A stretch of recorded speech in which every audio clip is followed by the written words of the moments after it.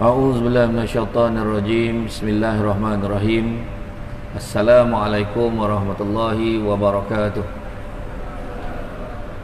Alhamdulillahilladzi arsala rasulahu bil huda wa dinil haqqi liyuzhirahu ala dini kullihi walau karihal kafirun wal karihal musyrikun wal karihal muslimun. Subhanaka la ilma lana illa ma 'allamtana innaka antal alimul hakim. Rabbi shrah li sadri wa yassir li amri wahlul 'uqdatam min lisani yafqahu qawli. Alhamdulillah, syukur kepada Allah Subhanahu wa taala, segala puji bagi Allah Tuhan sekalian alam. Salat dan salam ke atas junjungan besar Nabi Muhammad sallallahu alaihi wasallam. Alhamdulillah, terima kasih banyak diucapkan tuan pengurusi acara, bagi tuan pengurusi masjid Fastabiqul Khairat. Begitu juga kepada tuan imam, barisan jawatan kuasa, hulu balang penggerak aktiviti masjid, pemimpin-pemimpin tempatan yang berkesempatan hadir, seterusnya tuan-tuan dan puan-puan rahmati Allah sekalian.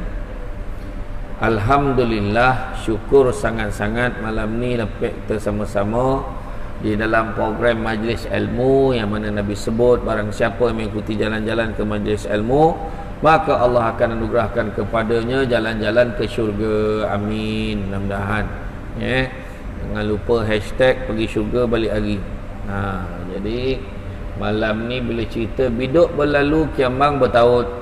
Jadi malam ni siapa yang tahu biduk ni adalah merupakan, biduk berlalu ni merupakan satu bentuk peribahasa.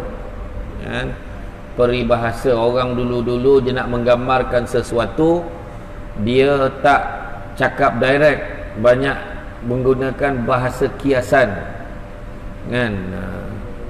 Macam saya lah datang dari Negeri Sembilan, kata adat kan orang kata, kata adat banyak kiasan ditunjuk dia, tetapi bukan bergulung pendek panjang dirantangkan, memang takkan faham kalau tak direnungkan. Macam itulah ayat ni.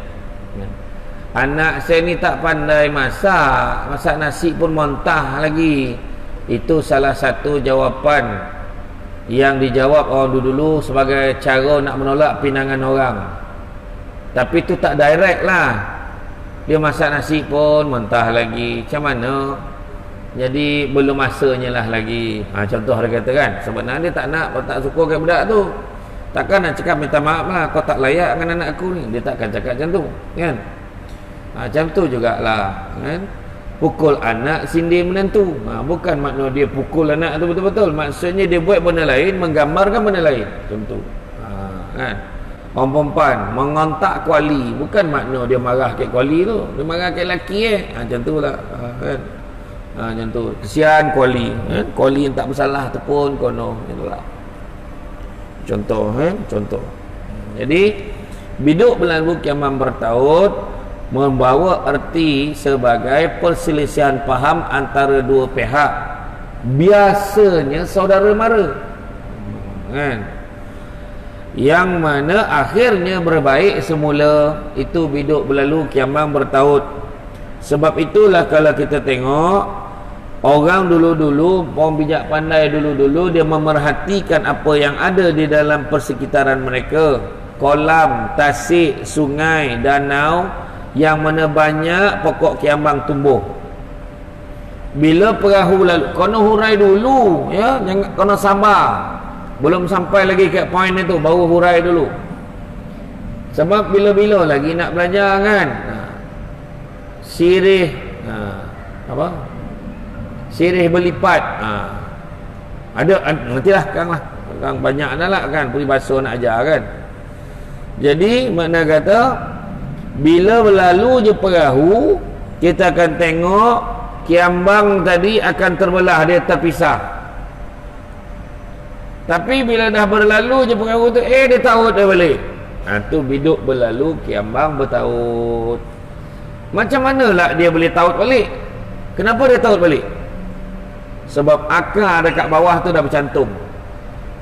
Jadi basic dia, akar yang menyebabkan dia bercantum tu, makna asas dia bercantum sebab akar. Manusia pula kalau dia berselisihan faham, dia bergaduh, apa asas dia nak baik balik? kebiasaan yang paling baik asasnya adalah agama, silaturahim. Macam tu kan. Kadang-kadang tahap persaudaraan ni memang berat, bukan sikit-sikit tu. Sebab kenapa disebutkan berat? Sebab apa? Sebab itulah Allah letakkan sifat Allah dalam perhubungan. Silaturahim, rahim tu sifat Allah. Allah letak dalam perhubungan sebab apa? Nak beritahu nek moyang borek tanggungjawab silaturahim. Macam tu lah. Kan? Maknanya sangat, orang kata dalam bahasa orang Shah Alam sebut very important lah, contoh lah kan. Kan payah mana kan. Jadi makna kata bahasa yang mudah difahami oleh orang third rock lah kan, batu tiga. Jadi makna kata sangat penting. Kalau kita tengok basic dia, maksud ukhuwah tu sendiri berasal perkataan akhu ni membawa erti saudara, teman, sahabat dan lain-lain. Dari segi istilah, menurut Al-Quran, perasaan kasih sayang, tolong menolong, bantu membantu, bertolak ansur, bermesra dan cinta mencintai di antara sesama umat Islam tanpa terkecuali. Firman Allah SWT yang bermaksud, sesungguhnya orang-orang mukmin adalah bersaudara, maka damaikanlah di antara kedua saudaramu dan bertakwalah kepada Allah supaya kamu mendapat rahmat. Surah Al-Hujurat ayat yang ke-10. Kan? Menurut hadis lagi, seperti tubuh badan, darah daging dan roh umat Islam sendiri. Rasulullah SAW bersabda daripada Nu'man bin Bashir radhiyallahu anhu bahawa Rasulullah SAW bersabda, perbandingan orang-orang mukmin pada kasih sayang mereka adalah seperti tubuh badan yang satu. Apabila salah satu anggota merasa sakit, seluruh badan turut merasainya.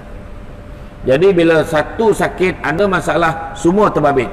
Itu sebab Nabi pernah satu ketika Nabi nampak sekumpulan pemuda duduk. Kita boleh tengok dalam kitab Mukasyafatul Qulub, penenang jiwa daripada Imam Al-Ghazali.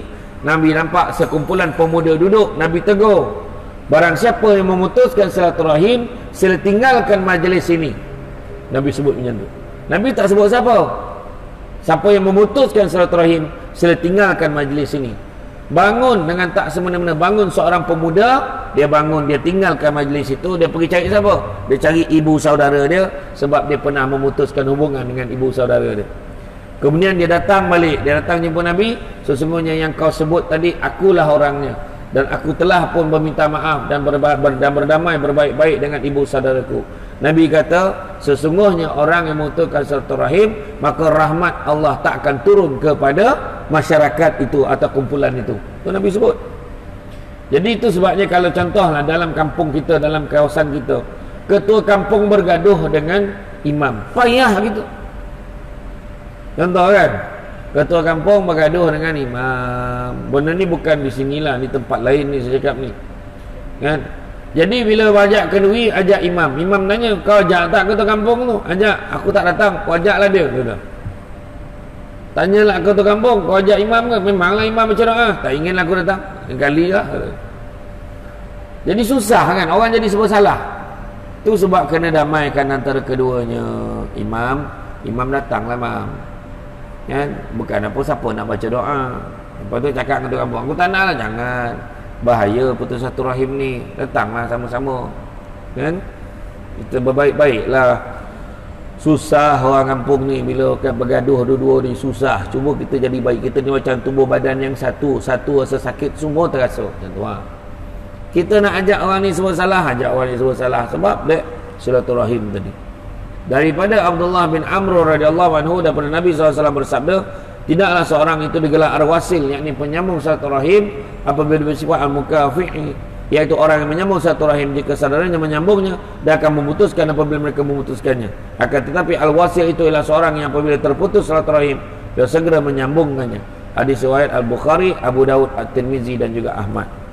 Jadi makna kata kita kena menyambungkan silaturahim. Islam adalah agama yang mementingkan silaturahim. Itu sebab hari itu sebelum nak pilihan raya, saya dah sebut awal-awal lah. Kan? Jangan gaduh. Kan? Nak bayar raya so pangkahlah apa yang kau nak. Dah, lepas tu dia diam, ontok-ontok. Masuk tu ontok-ontok. Ontok-ontok tu dia diam. Tak faham ontok-ontok. Kan? Jadi bila masuk dalam masyarakat dah sudah. Jangan cerita-cerita dah pasal ini saja dibakar kawan, apa perasaan kau bila dah kalah. Janganlah macam tu. Kan? Tak keberangin kawan tu kan. Kan jadi pasal nama dia. Kawan tu dah lah kalah. Bendera pun tak turun lagi dari rumah. Kau sound pula dia macam tu. Jangan. Tapi alhamdulillah lah hari tu pilihan raya kan unik betul, unik kan. Yang menang pun rasa macam kalah ya tentu. Yang kalah lah tiba-tiba rasa macam menang tu tak tahan tu. Kan macam-macam lah. Itulah kan kerahsiaan takdir. Mana nak cakap? Orang tu pangkahnya sebab tanaknya, orang ni pangkahnya tanaknya dapat dua-dua sekali. Kan? Contohlah, benda ni bukan kat Malaysia ni, tempat lain. Kita beli barang, kita tak nak barang ni, tak tahulah ada free gift. Contoh macam tu lah. Kakak tuan-tuan. Tak, pengajaran dia besar. Besar pengajarannya. Kau hamun orang tu, pek boleh hari. Pek boleh hari kau balon kawan tu, kau kutuk kawan atas belakang, kau belah bapak semua keluar. Tiba-tiba sahabat. Sahabatku kan, apa macam mana? Saya tak cakap orang Malaysia tau, orang tempat lain ni. Orang Malaysia tak, tempat lain. Sambungkanlah silaturahim kan? Jangan kita gaduh-gaduh kan? Cukup-cukup